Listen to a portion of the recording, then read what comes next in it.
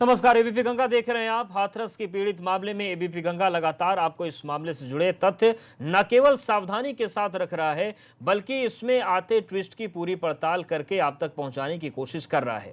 इस मामले में पीड़ित की जो मेडिकल रिपोर्ट आई, उसमें कई ऐसे तथ्य हैं जिनके आधार पर रेप के नतीजों तक पहुंचना तो मुश्किल है, लेकिन रिपोर्ट के मुताबिक ही इससे इनकार कर पाना भी मुश्किल है। ऐसे में इस रिपोर्ट को किस नजरिए से देखा जाए और क्या इस मेडिकल रिपोर्ट की सच्चाई है, इसे समझने के लिए हमारे साथ मौजूद हैं डॉक्टर एमसी मिश्रा, एम्स के पूर्व निदेशक हैं। उनके साथ इस रिपोर्ट के तथ्यों को हम न केवल बारीकी से समझने की कोशिश करेंगे, बल्कि इस बात का विश्लेषण भी करेंगे कि पुलिस और प्रशासन के जो दावे हैं उनकी सच्चाई क्या है। हाँ, ये बात सच है कि पीड़िता की हत्या तो हुई है।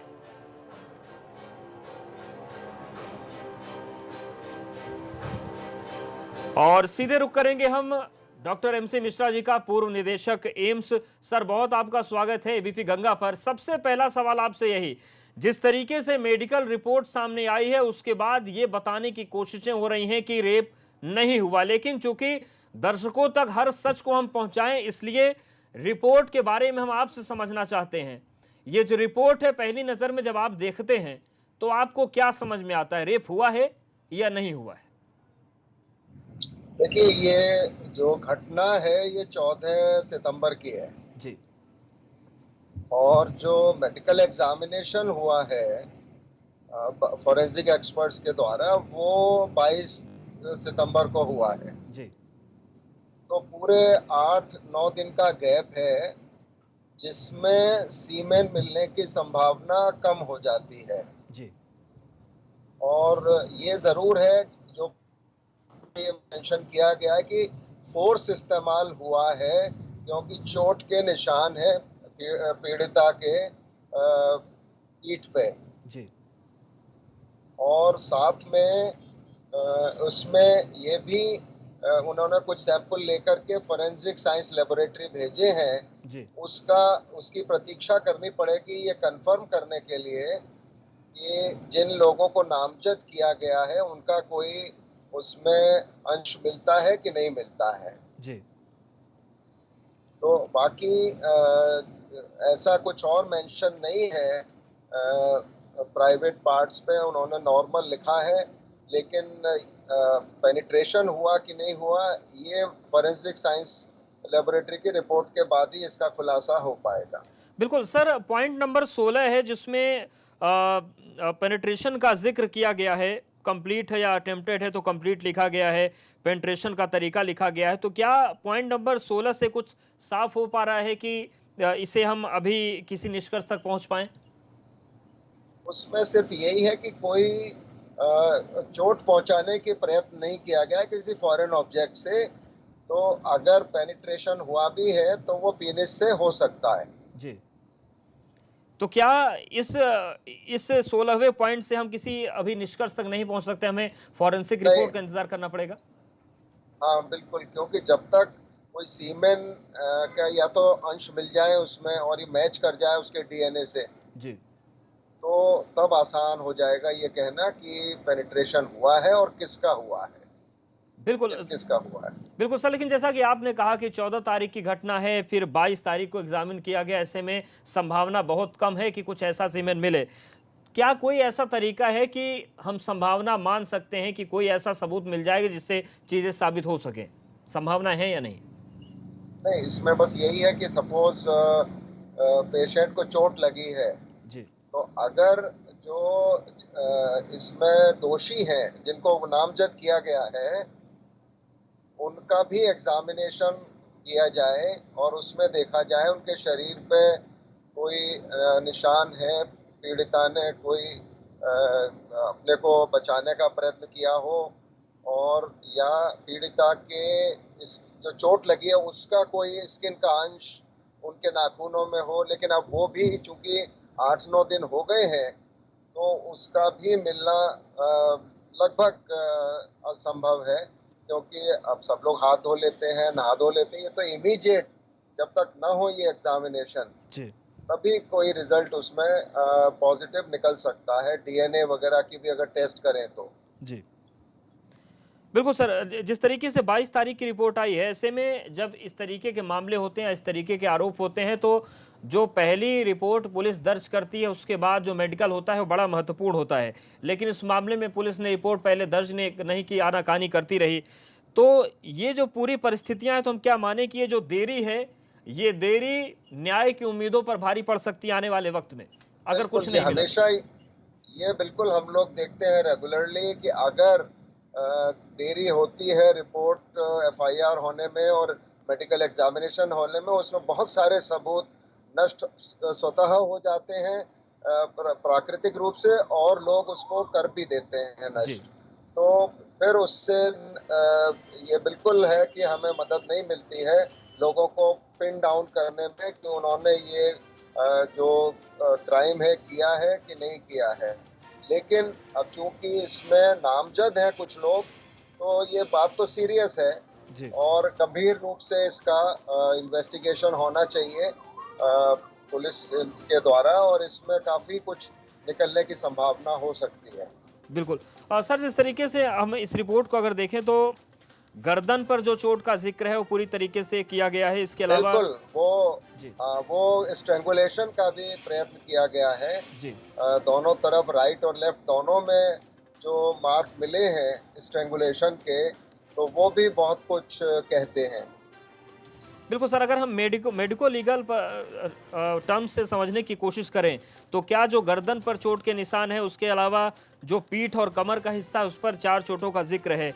क्या इन चोटों को आपस में मिलाकर मेडिको लीगल टर्म्स में अगर कोई सेवन नहीं मिलता, तो उस किसी निष्कर्ष पर पहुंचा जा सकता है कि अटेम्प्ट टू रेप था या रेप था? नहीं, बिल्कुल, इसमें देखिए जब फील्ड में हुआ है, ये खेत में हुआ है ये वारदात, तो अगर रेप करने का प्रयत्न हुआ है तो वहीं पे हुआ है, उससे चोट लगी है पीठ पर, जी।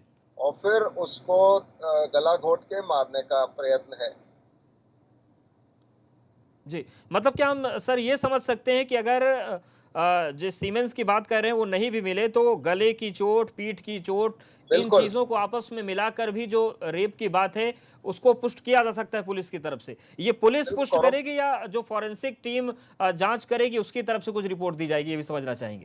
नहीं, ये इन्वेस्टिगेशन में एक तो कन्फेशन भी होते हैं, अगर विक्टिम्स के नाम सामने हैं, जी। तो पुलिस को पूरा प्रयत्न करना चाहिए उनसे कन्फेशन कराने का, क्योंकि उसकी मदर ने नाम बताए हैं और या जिसने भी बताए हैं, नाम है लोगों के, जिन जी। लोगों ने ये वारदात की है। तो उनको उनका अच्छे से क्वेश्चनिंग हो तो काफ़ी कुछ कन्फेशन भी करवाया जा सकता है। जी। डॉक्टर एमसी मिश्रा, जैसा कि आपने कहा कि जो गर्दन की चोट है, जो पीठ की चोट है, ये बहुत कुछ चीज़ें खोल सकती है, जो कन्फेशन हो जाए तो वो कर सकता है। और इस पूरी रिपोर्ट में क्या कोई ऐसा पॉइंट आपको दिख रहा है जो इस पूरे केस में मदद कर सकता है पीड़िता को न्याय दिलाने में, या फिर चोट वाला जो हिस्सा है बिल्कुल, वही सबसे मजबूत है? अगर अगर अच्छे से सैंपल लिया है वजाइना से, जी। और उसमें अगर वो मिल जाता है कि सीमेन का थोड़ा-सा अंश भी मिल जाएगा, जिसमें से डीएनए की पहचान हो सकेगी, तो बिल्कुल क्लिंच कर देगा वो। जी। बिल्कुल, ये तो सर संभावनाओं की और बात हो गई। क्या और कोई पुख्ता चीज़ आपको इस पूरी रिपोर्ट में दिख रही है जो मदद कर सकती है थोड़ा पीड़िता की? मैं समझता हूँ चूँकि 9 दिन निकल चुके हैं, तो उनका जो जो लोग दोषी हैं उनका भी मेडिकल एग्जामिनेशन हुआ होगा, और उसमें क्या मिला है उस पे भी निर्भर करता है। जी।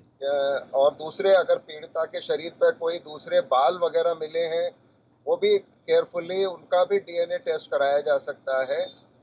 तो इसमें कितना मेटिकुलसली, कितना माइन्यूटली सैंपल्स को कलेक्ट किया है फोरेंसिक टीम ने, और उनको एक-एक चीज़ इसमें, एक इवन एक हेयर जो है इसको क्लिंच कर सकता है अगर वो हेयर शरीर पे मिल जाए। जी।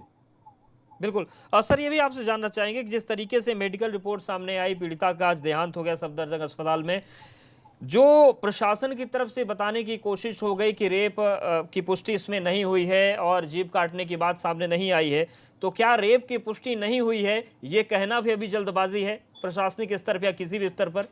नहीं, ये कहना भी नहीं चाहिए कि नहीं हुई है, क्योंकि 9 दिन पुराना है केस जब पोस्टमार्टम हुआ है, तो इसलिए ये कहना उचित नहीं होगा कि नहीं हुआ है। और ये भी कॉरोबोरेटिव एविडेंस को लेके ये ज़रूर पुलिस कितनी डिलीजेंटली इसको करती है, इसको प्रूव करना कोई बहुत असंभव नहीं है जी और मुश्किल भी नहीं है। पुलिस चाहे तो कन्फेशंस करा सकती है। बिल्कुल। और सर एक चीज़ इसमें लिखी है, on the basis of local examination the opinion that there are science of force. तो क्या ये जो फोर्स, हाँ चीज़ें वही, लिखी गई हैं, बिल्कुल, क्या ये इस केस को हाँ, मजबूत करती हैं? बिल्कुल मजबूत करती हैं, बिल्कुल।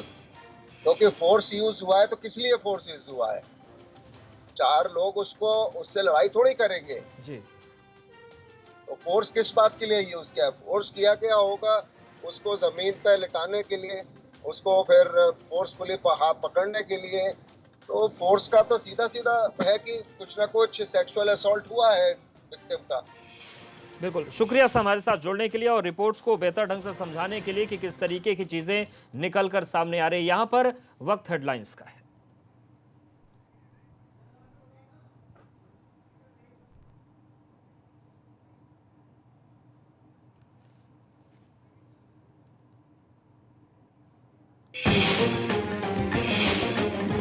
यूपी उपचुनाव की तारीखों का ऐलान, 8 में से 7 सीटों पर 3 नवंबर को होंगे उपचुनाव, 10 तारीख को होगा नतीजों का ऐलान।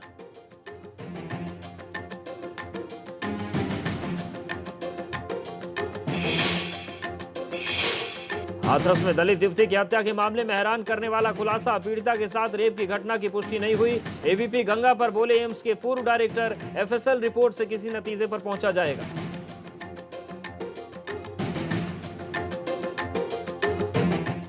तो हाथरस मामले पर लगातार हमारी निगाहें बनी हुई है, लेकिन एम्स के पूर्व डायरेक्टर एमसी मिश्रा ने कई अहम बातें इस मामले में कही हैं। उन्होंने कहा कि हाथरस मामले में रेप की जो पुष्टि है वो एफएसएल रिपोर्ट के बाद हो पाएगी।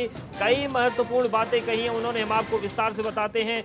विस्तृत रिपोर्ट का इंतजार नतीजों तक पहुंचाएगा, एम्स के पूर्व डायरेक्टर ने कहा। लेकिन उन्होंने ये भी कहा है कि मेडिकल रिपोर्ट में कई संवेदनशील बातें हैं, आरोपियों के डीएनए टेस्ट से भी तमाम चीजें साफ हो सकती हैं। तो हाथरस मामले पर दिल्ली एम्स के पूर्व निदेशक डॉक्टर एमसी मिश्रा ने कहा कि एफएसएल रिपोर्ट से रेप की पुष्टि होगी, लेकिन विस्तृत रिपोर्ट का जो इंतजार है वो नतीजों तक पहुंचाएगा। कुछ आशंकाएं भी थी, लेकिन कुछ संवेदनशील बातों का जिक्र भी डॉक्टर एमसी मिश्रा ने किया है। उन्होंने कहा कि जिस तरीके से गर्दन पर चोट के निशान है उससे बहुत कुछ साफ होता है, इन्वेस्टिगेशन में मदद करता है।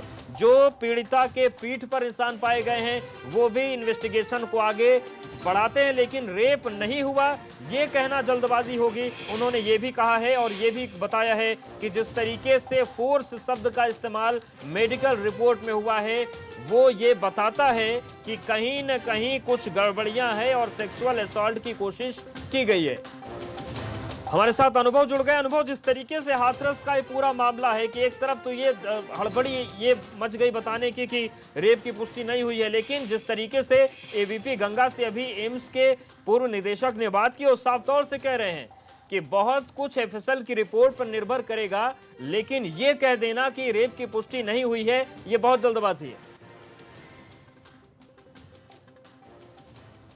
देखिए बिल्कुल जो बात एम्स के पूर्व डायरेक्टर ने कही है, क्योंकि वो एक्सपर्ट हैं, वो लंबे समय से इसी फील्ड में रहे हैं और उन्हें पता है कि किस तरीके से मेडिकल रिपोर्ट में चीज़ें आती हैं, सामने आती हैं और किस तरीके से इस तरह का अगर कोई केस होता है, जैसा उन्होंने कहा कि 8 दिन बाद वो एग्ज़ामिन किया गया तो शायद इसमें कुछ चीज़ें सामने ना आ पाई हों, लेकिन इतना ज़रूर है कि इस पूरे मामले पर हाथरस पुलिस जो है, ख़ासतौर से अगर हम कहें तो जो अलीगढ़ रेंज के जो आईजी हैं पीयूष मोडिया, उन्होंने आज जब मीडिया से बात की तो साफ तौर पर ये कहा है कि 4 आरोपी थे, चारों गिरफ्तार हो गए हैं।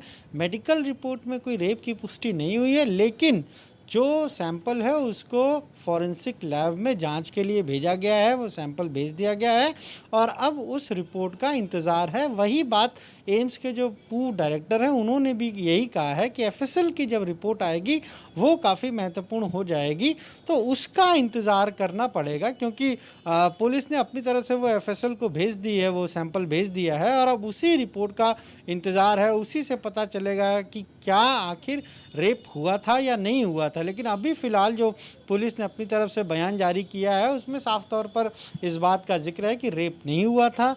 पुराना मामला था, विवाद की कोई बात थी और उसमें ही गर्दन को मरोड़ा है, गर्दन को दबाने का प्रयास किया है और उसी के बाद। लेकिन सवाल ये है कि अगर किसी को किसी की जान लेनी है तो फिर जो इतनी दरिंदगी हुई वो सारी चीजें कैसे हो जाती? जिस बिल्कुल, तरीके ये से तमाम एम्स के सवाल जो है, पूर्व लेकिन डायरेक्टर हैं, वो चूंकि भी कह रहे हैं कि फोर्स अनुभव का जिस इस्तेमाल तरीके से क्यों? आज उपचुनाव का ऐलान भी हो गया है, चुनाव का ऐलान हो जाए तो सियासत कुछ ज्यादा संवेदनशील और मुखर हो जाती है। इस मामले पर क्या सियासी रंग भी उभर रहा है? देखिए, बिल्कुल इस उत्तर प्रदेश में तो विपक्ष को एक मुद्दा चाहिए और जब इतनी बड़ी घटना हो जाए तो विपक्ष भला कहाँ चुप रहने वाला? चाहे मायावती हो, अखिलेश यादव हो, प्रियंका गांधी वाड्रा हो, सभी ने इस हाथरस की घटना को लेकर सरकार पर निशाना साधा है। मायावती ने तो ट्वीट भी किया और शाम 5 बजे वो मीडिया को संबोधित भी करेंगी इस पूरे मामले को लेकर। और 2 दिन पहले भी उन्होंने ट्वीट किया था इस पूरी हाथरस की घटना को लेकर। आज जो ट्वीट किया है साफ तौर पर कहा है कि सरकार जो है वो फास्ट ट्रैक कोर्ट में इस पूरे मामले को ले जाए, जल्द से जल्द पीड़ित परिवार को इंसाफ मिल सके। तो वहीं आम आदमी पार्टी भी इस मामले पर सरकार को घेरने में जुट गई है। पार्टी के जो राज्यसभा सांसद हैं संजय सिंह, उन्होंने 50 लाख रुपए के मुआवजे की मांग की है। सरकार पर आरोप लगाया है कि बेटियां सुरक्षित नहीं हैं इस सरकार में। कांग्रेस अपनी तरफ से घेर रही है, प्रियंका गांधी वाड्रा ने अपनी तरफ से घेरा है, तो अपने अखिलेश यादव ने भी ट्वीट करके सरकार पर निशाना साधा है। एबीपी गंगा पर एम्स के पूर्व निदेशक ने बड़ी महत्वपूर्ण बातें कही। उन्होंने कहा कि कुछ संवेदनशील तत्व हैं, कुछ चीजें एफएसएल की रिपोर्ट से साफ हो जाएंगी, लेकिन अभी ये कह देना कि रेप की पुष्टि नहीं हुई है, ये जल्दबाजी होगी। अभी भी आशंकाएं इस मेडिकल रिपोर्ट के आधार पर बरकरार हैं। शुक्रिया अनुभव, जानकारी और अपडेट्स को देने के लिए। और सीधे अब रुक करते हैं अपने खास कार्यक्रम ये तो हद होगी।